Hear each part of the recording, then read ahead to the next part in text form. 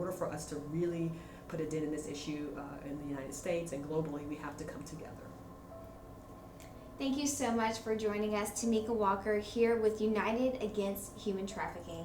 How are you doing this morning? I'm awesome. Thanks for having me. I'm so glad that you can join me here today to talk about bringing awareness to this topic during the month of January. So we all hear about it, but what exactly is human trafficking? Human trafficking is the exploitation of an individual for sex or labor for financial gain. There are two forms of human trafficking, sex trafficking as well as labor trafficking. Labor trafficking in the community, there are more victims, but sex trafficking is what is talked about more and is very lucrative. And so I always try to make sure that our folks that we engage with understand that there are two types and that we can all be vulnerable to the issue of human trafficking. And growing up, through my parents, my mother, that fear of that might happen to me was very much instilled in me. But if I were to have the task of pointing out signs of human trafficking, I wouldn't be able to do it. What are those signs that we can look for? I think with human trafficking, it's important to understand that the red flags are really critical. The biggest thing I think is important is someone who is not able to move and go about their lives without someone controlling them in that way. I think another piece is understanding that, when you're working with individuals in a hospital setting or a setting, I'm a social worker, so working with individuals, understanding that they're vulnerable, and so how can we really hone in on those vulnerabilities and understand what that looks like. But I think the biggest piece is around just vulnerabilities and helping people in our community understand that we can all be susceptible.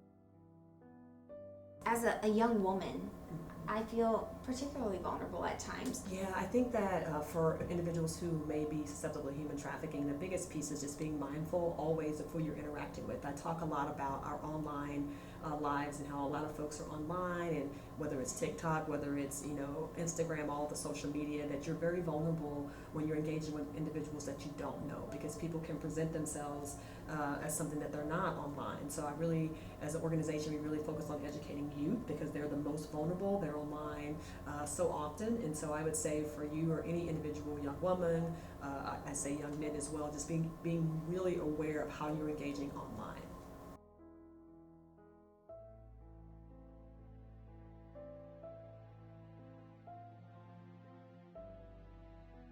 And how did you yourself get involved in United Against Human Trafficking? How did I get involved? I've been with the organization since 2015, and actually back in, how old was I? Back in grad school, I did a project on human trafficking and didn't know anything about it and didn't understand that it was happening here in our city. And so as a social worker, it was something I really wanted to engage with, and so I did a lot of work in other communities before coming to United Against Human Trafficking. How hard is it sometimes hearing the personal stories of those who have been through it, been through the process, and are on that road to recovery? I'm sure that's a lot to handle. Yeah, it is. It never gets easy. And for me in particular, as a social worker, I've seen a lot of stories. I've met a lot of people, but I think the survivors that we're able to really engage with and empower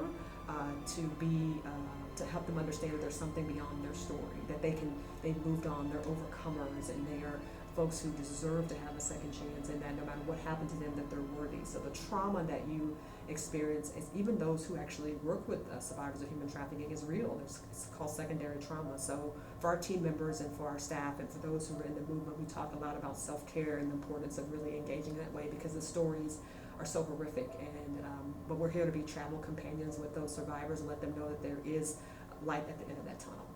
And speaking of overcoming such a tragic thing that can happen in someone's life and gaining your confidence back, this all kind of ties into that open mic event that you have coming up. Talk about gaining your confidence back is getting in front of a group of people and telling your story, and that's essentially what's going to be happening at this event, correct? Yes, exactly. We're so excited about our Overcomer Open Mic.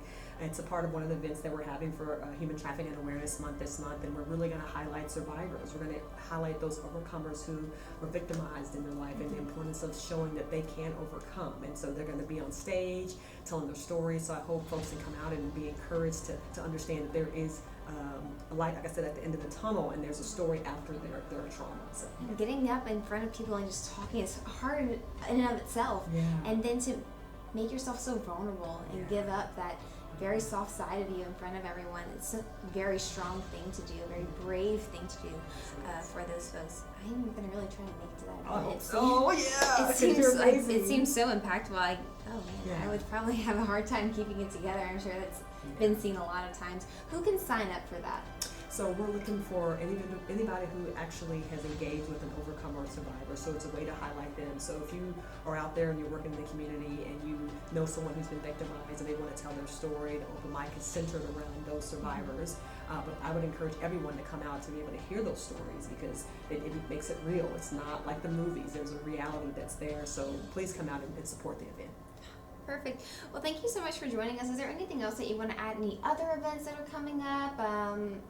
Any hotlines that people can call if they are in need or just want more information? Yes, thank you so much for the opportunity. I would say please reach out to us at www.uaht.org. There's also the National Human Trafficking Hotline at 1-888-3737-888. It's opportunities if you see something, report it. And on our website, we break that down as well. So we have tons of events that we're having in this month. Please check out our website to see what those events are. We would love your participation and just highlighting the awareness that it's happening in our city. And thank you so much for having us on. I think it's critical to continue to push forward the messaging about the realities that's happening, but there's hope and there's a belief and understanding that there's a way for us to come out of it. So thank you.